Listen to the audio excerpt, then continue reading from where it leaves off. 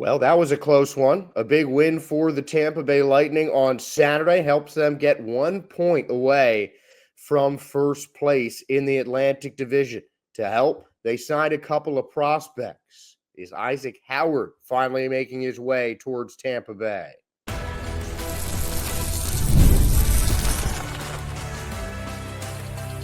You're Locked On Lightning, your daily podcast on the Tampa Bay Lightning, part of the Locked On Podcast Network, your team every day. Josh Sperber, thanking all of you for making Locked On Lightning your first listen every day. We're part of the Locked On Podcast Network, your team every day. And if your team is the Tampa Bay Lightning, then this is the show for you. And it was quite a show at Amalie Arena on Saturday night. The Lightning had the first 4 goals of the game, including 3 in the first period. 12 straight goals dating back to the start of this Lightning homestand, where they won all 3 games and moved within 1 point of first place in the Atlantic Division. But it certainly was not pretty for a minute there. A Ryan Pulock power play goal in the third period made it 4-1, and then finished off with 2 more goals, making 3 for the Isles in a matter of 3 minutes. And it was after that third goal where the Lightning seemed to go back to normal and just got their heads right in the game. And they ended up holding on for a 5-3 win. And during the post-game press conference, John Cooper gave a pretty solid summary of the Lightning victory that was a lot closer than I think we all thought it was going to be after that first period. The game doesn't go your way at times. It's that lack of focus, maybe. But, it was a lack of focus when we were, making the plays we were to score. So it's hard to really say that. I just don't think we matched their work ethic as that game went down the stretch. Now we did once they made it 4-3, then all of a sudden we did match everything they were doing. But in the end, I probably should have taken that. But sometimes it's human nature, and ultimately the guys went out to win the game, and whether they kept a 0 up on the board or we gave up 3, they got the win. Just kind of feel for JJ a bit, just in the sense that he hadn't played in 16 days or something like that, and he's going to have a 3 by his, on the stat line instead of a 0 or 1 or something like that. But JJ will be the first one to stand up here and say, "Hey, a win's a win," and like I said, we'll definitely take it. And a win is a win. Certainly not as pretty as the Lightning would have liked, and frankly, as I think we all would have expected. At the beginning of the game, the Islanders outshot the Lightning 38-24, despite the fact that the Lightning got out with 2 goals in the first 10 minutes of the contest, and Braden Point getting his first of 2 at the end of the first period, and then his second of 2 within 17 seconds of the second. And these were some incredibly well-worked goals by the Tampa Bay Lightning. I mean, just some of the best passing that we've seen from the Lightning to set up 3 of those 4. Kucherov getting assists on both of Point's goals, as well as the empty netter after getting the first goal for the Tampa Bay Lightning in a solid transition play. Kucherov had 4 points for the Bolts, and all of the goals were really well worked. It was still the Islanders who were out shooting the Lightning, and just in every single period. 38 total shots for New York, 24 total shots for Tampa. Jonas Johansson, though, made some truly incredible saves. That's what John Cooper was finishing with. I mean, both goalies made some solid saves, but Johansson made a lot of great ones. I mean, the pad stops, especially on so many low shots. I mean, we can dissect that and honestly just go a full segment on how incredible Johansson was. He had missed the last couple of games, and Andrei Vasilevsky had started in the past few back-to-backs So Jonas Johansson had missed a couple of starts even before his unfortunate family emergency kept him out of his most recent start in the Lightning's back-to-back at the end of March. The weekend road trip between Utah and Vegas, Jonas Johansson was supposed to start one of those games. He could not. So Vasilevsky had to play both of them. So as Cooper said, JoJo had missed a couple of games for the Lightning in goal, still played outstanding. And it just really seemed like the Lightning just let their foot off the gas a little bit in that third period. They got a little bit too comfortable with the lead, and the Islanders just kept on pushing because, like the Lightning, they're a team fighting for the playoff spot. The difference is New York was bounced out of a playoff spot. They headed into this game a little bit ahead in fifth place of Columbus. Columbus now with 1 point ahead of New York in fifth. And the Islanders are 3 points behind their rival New York Rangers, who have 2 games in hand. The Islanders and the Blue Jackets, 2 games, have played 2 games fewer than the New York Rangers. And the Islanders go back to playing the Lightning tomorrow.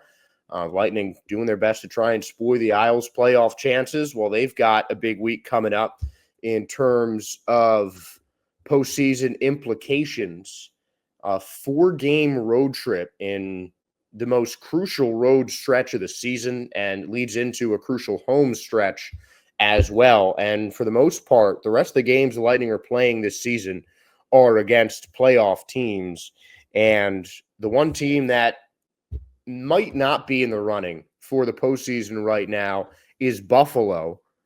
And that's still a divisional opponent for the Tampa Bay Lightning.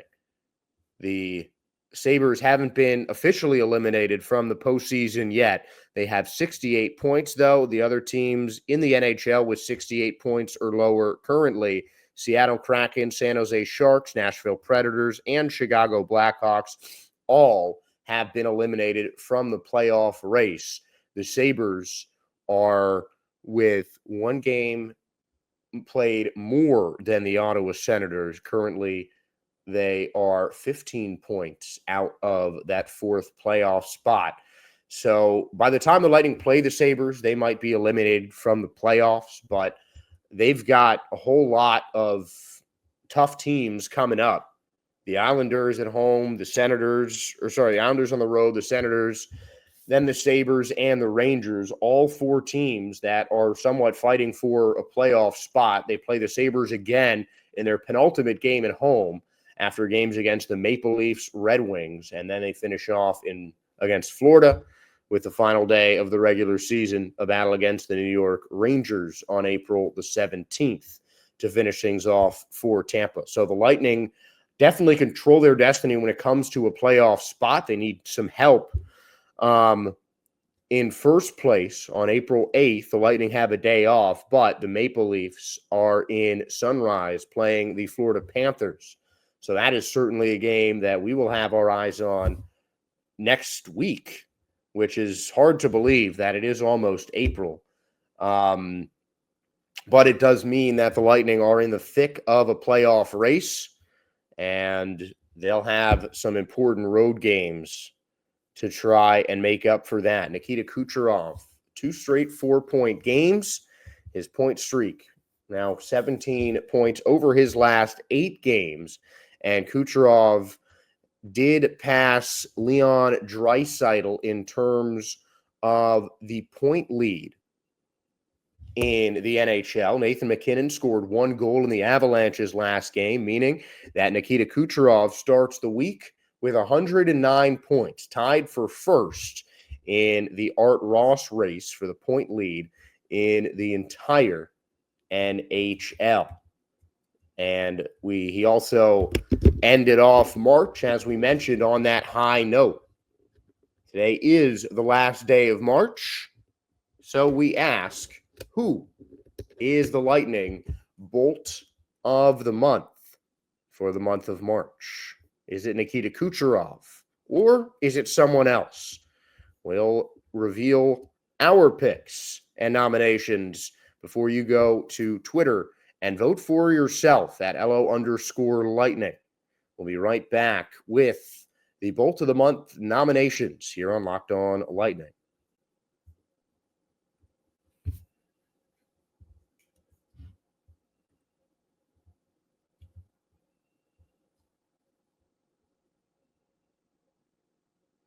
March Madness is here, and FanDuel is giving you the chance to get in on the action like never before. Right now, new customers can get $200 in bonus bets when your first $5 bet wins. That's 200 extra bucks to use on everything from buzzer beaters to Cinderella stories and even who's cutting down the nets. I've got my eye on a few underdogs this year, and FanDuel makes it easy to back them with spreads, totals, and game props. With tournament games happening almost every day, there's always something exciting to bet on. The FanDuel app is simple to use, and when I win, I get paid instantly without any waiting around. So visit FanDuel.com and get in on the college hoops action all tournament long.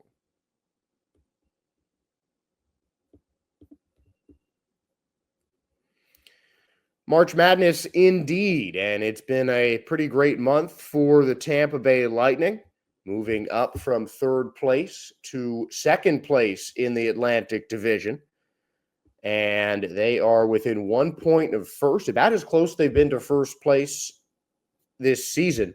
And in the division that could come down to the final day of the NHL season for the Atlantic Division. The Lightning have needed some star power, and Nikita Kucherov has certainly provided that punch with 23 points over the month of March. He is one of our Bolt of the Month nominees, along with Jay Gensel, Brayden Point, and Victor Hedman. So, 4 popular nominations for the Lightning Bolt of the Month, and all of them who had a hand in some of the Lightning's most spectacular goals of the season. Some really well-worked goals, maybe the best passing that we've seen from the Tampa Bay Lightning in a single game this season. And certainly some highlight reel level goals. Nikita Kucherov has been doing that all season long for Tampa Bay. And frankly, I think it's easy to just start and end there. We might not even need to talk about Gensel, Hedman, and Point for the Lightning's Bolt Month nominations, but we will.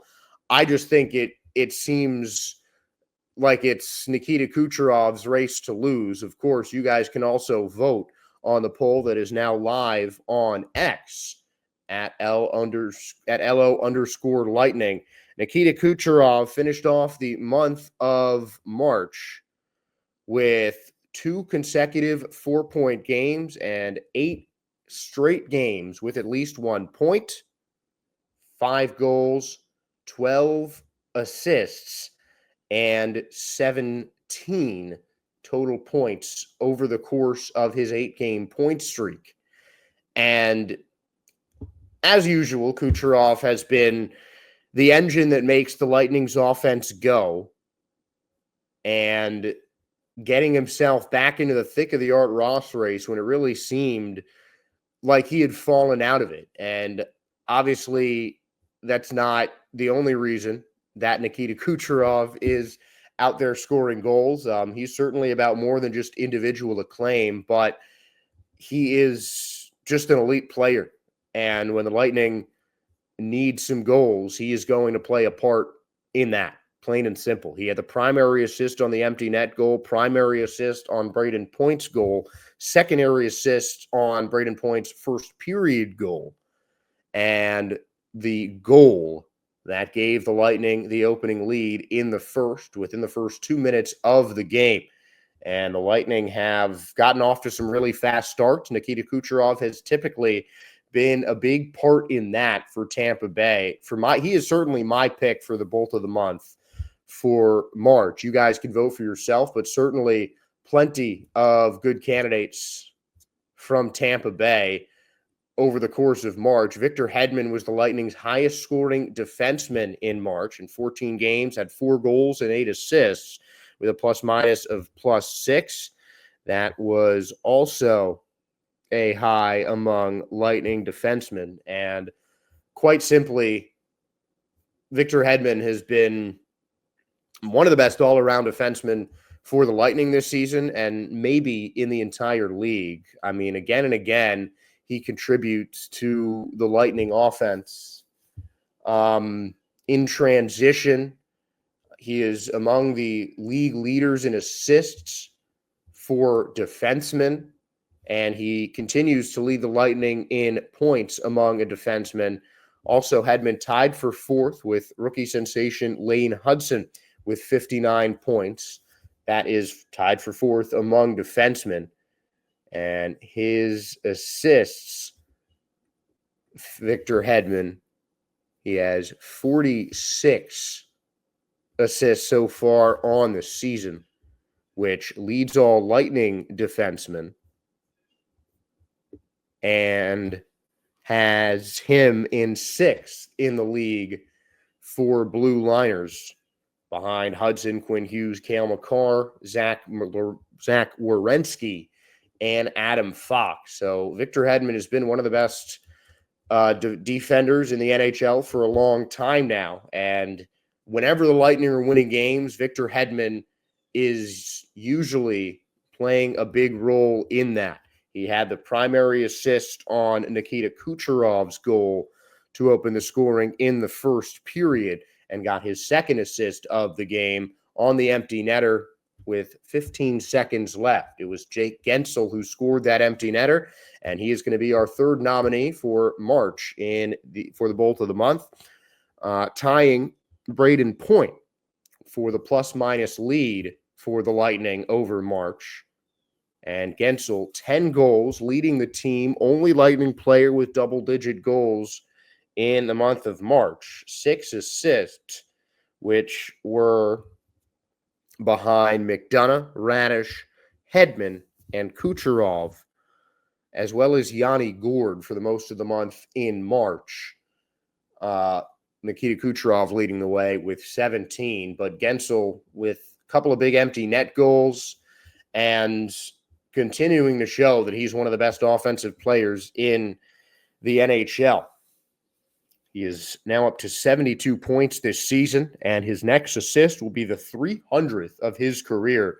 Gensel, over the last 3 games, 3 goals and 2 assists for 5 points during his 3-game point streak, and he was also named the 3rd star in the game against the New York Islanders. Gensel continues to show that he was maybe the best offseason acquisition in the NHL, one of the best moves the Lightning has made, and he is having an outstanding start to his Tampa Bay Lightning career with the second most goals scored to begin a career with a new team in NHL history, and continues to show that the Lightning got themselves a good one. Keep in mind, Gensel locked up for another 6 years here in Tampa Bay. Braden Point is also under contract with the Lightning. He did finish behind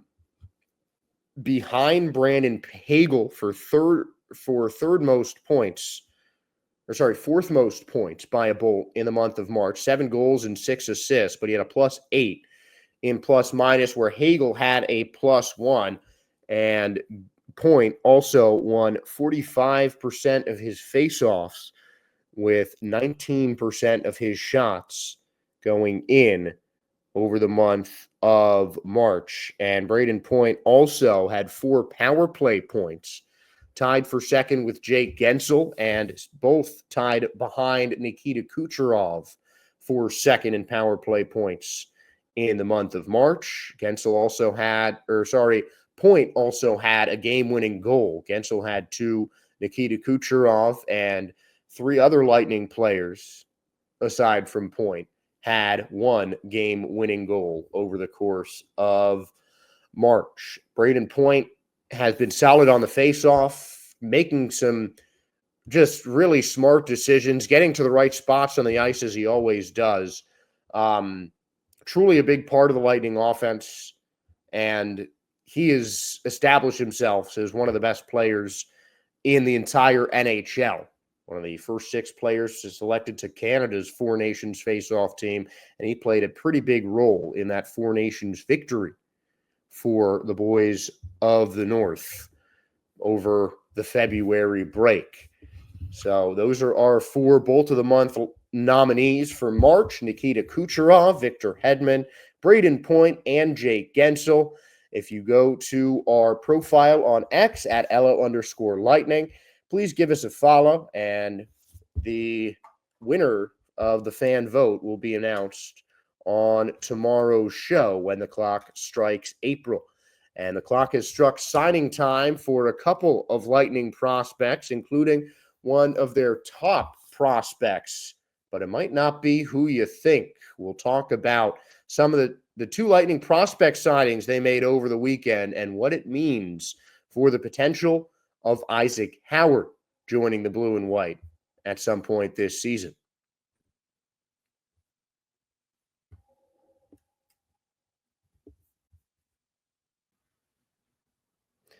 The Lightning made big news over the weekend, making a trade and a signing of a couple of top prospects, signing Connor Kurth to a 2-year entry-level contract. Kurth from the University of Minnesota was the 6th-round pick of the Lightning in the 2022 NHL draft, same draft that they picked up Isaac Howard. He was not signed by the Lightning just yet, though, just to throw that out there. But we are going to talk about how these moves affect his potential to sign with the Lightning soon. The other move, a 6th-round pick traded for Lucas Mercuri, a forward who was drafted by the Carolina Hurricanes in the 6th round of the 2020 NHL draft. Mercuri, like Connor Kurth, will be trying out for the Syracuse Crunch and play there for the rest of the season. Both of them have signed 2-year entry-level deals that begin next season, the 2025-2026 NHL season. And Mercuri skated this season at the University of Massachusetts. Now, Isaac Howard is, of course, the big name that, well, everyone is watching for the Tampa Bay Lightning. The highest rated prospect, a Hobey Baker Award finalist, and a guy that many expect to be the player of the future for the Tampa Bay Lightning. And I think these moves, especially the the Lucas Mercuri trade, Connor Kurth, Lucas Mercuri, messed up the names, but Lucas Mercuri get the trade for a 6th-round pick. The Lightning do not have too many draft picks left in the 2025 NHL draft. And the cap space is a smaller number as well. But the Lightning have given up a few draft picks in 2025. This year they have their 2nd, 4th, and now 5th pick. So half of their picks remaining in 2024, with 4 picks in the 7th round for Tampa Bay.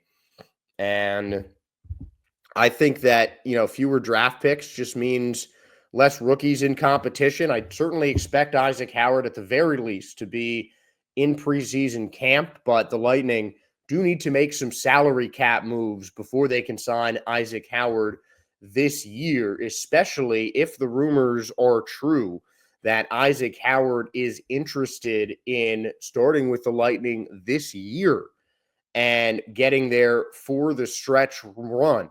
Unfortunately, according to Puckpedia, the Lightning have just over $8,000 of cap space left for the regular season, and they might not have space on their roster currently for Isaac Howard.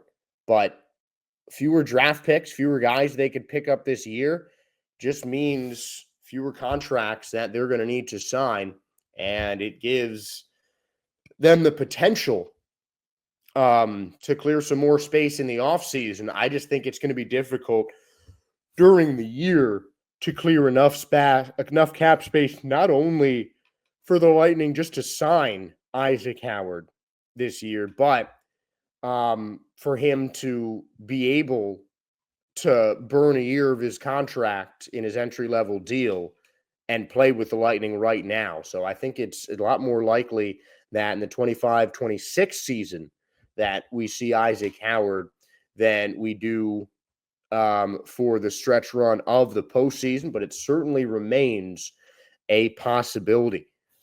Lucas Mercuri played 40 games with the University of Massachusetts, 10 goals, 31 assists, 2 power play goals, and a plus 14 rating, serving as an ultimate captain for the UMass Minutemen. Mercuri was in the top 5 in assist points and goals, logging 28 goals and a total of 85 points in 148 career games at the University of Massachusetts. He comes to the Lightning in exchange for a 6th-round pick, a goal-getting forward, whether it's dishing out assists or scoring them himself. Lucas Mercuri is someone who can really help ignite the offense of the Tampa Bay Lightning. There has definitely been some time this season where the Lightning have overpassed. They have not made the right passes. I mean, for the most part against the Islanders, certainly wasn't the case. Some highlight reel goals and some of the best passing that I have seen from Tampa all season.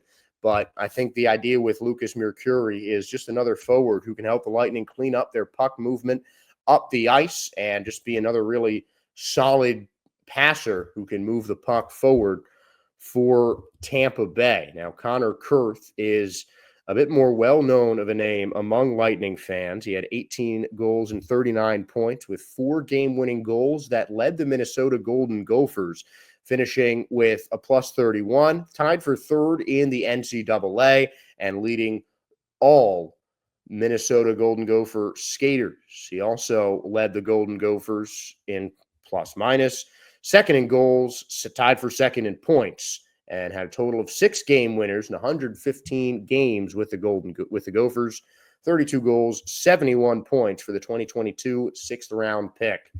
And this is honestly where I think the championship, the competitive attitude of Isaac Howard is going to come in, because it's very clear that Howard wants to join the Lightning. He feels he's ready. If you've watched just any minute, I think, of Michigan State hockey, you can probably think that Isaac Howard is ready. But Connor Kurth is one of the few players the Lightning drafted in 2022, and one of the first guys that is now here with Tampa Bay. Well, in Syracuse first, but that could ignite the competitive spirit of Isaac Howard. Maybe he won't burn that year and start with a team this year, but I think all Lightning fans could agree that him starting in Syracuse right now this season, isn't as helpful to Tampa Bay as it would be if he could actually join the team.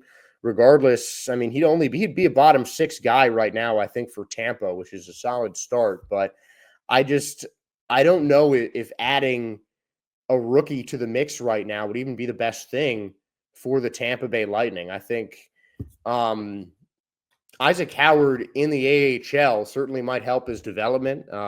It's one of the reasons Connor Geekie is down there after spending most of the season up with the Tampa Bay Lightning before getting sent down to the AHL for the first time in his career after the Four Nations break. And that made room for Gage Gonzalez, who has really started to break out for the Tampa Bay Lightning this season. And he had a lot of AHL development going up and down from the Syracuse Crunch so far at a couple different junctures this year for the Tampa Bay Lightning. And I'm not saying I don't want to see Isaac Howard in blue this season, because I do. I think that whenever he gets to Tampa, he is going to be an incredibly helpful offensive player and a guy who has potential to be one of the best players from that 2022 NHL draft, and a guy who I think can make an impact for Tampa Bay right away. But the cap space certainly complicates things. I think the Lightning can definitely make some moves in the offseason. They're going to have to release a couple of players, make some tough calls to make some room for Isaac Howard, but I do think that is going to be a priority for the Lightning this season. I think they're at a point with their team that they're not in a full rebuild. They certainly have the pieces to build around in Tampa or Syracuse already. And I think Isaac Howard is going to be a big part of that going forward. However, with the cap issues and with the state of the Lightning right now, I mean, just the fact that the Lightning are competing for first place means that I don't think they need a rookie who you don't know how well Howard is going to adjust to the NHL. You can guess, you can assume, whatever it is, but you don't know how it's going to happen until it happens. And right now, the Lightning are in the thick of a playoff race, and one domino falling one way or the other could mean something big or something not so big. And if Howard joins the NHL early and struggles, the Lightning could bounce themselves out of first place in the Atlantic Division. So I think that signing Howard to an entry-level deal should be a priority. I don't, however, think it's vital that he plays for Tampa Bay to finish out this season. But big congratulations to Connor Kurth and Lucas Mercuri. I certainly look forward to checking out their progress in Syracuse for the rest of the AHL season. The rest of the NHL season continues tomorrow, and the Lightning travel to Long Island to face the New York Islanders once again for the third and final time this season, beginning a 4-game road trip for Tampa Bay. And we'll leave that off right there tonight and talk about that tomorrow on another episode of Locked On Lightning. Until then, I'm Josh Sperber, thanking all of you for making Locked On Lightning your first listen every day. Now for your second listen, make sure to check out the Locked On NHL podcast, bringing you the daily league-wide stories that matter with the local coverage you love from Locked On. Find Locked On NHL on YouTube or wherever you listen to your podcasts, and wherever you found today's podcast or on YouTube, please give us a like, follow, and a subscribe. We do appreciate your guys' support as we do the show for you, the fans. So thank you all again for tuning in. I'm Josh Sperber, and go Bolts. Happy end of March, and we'll see you guys in April.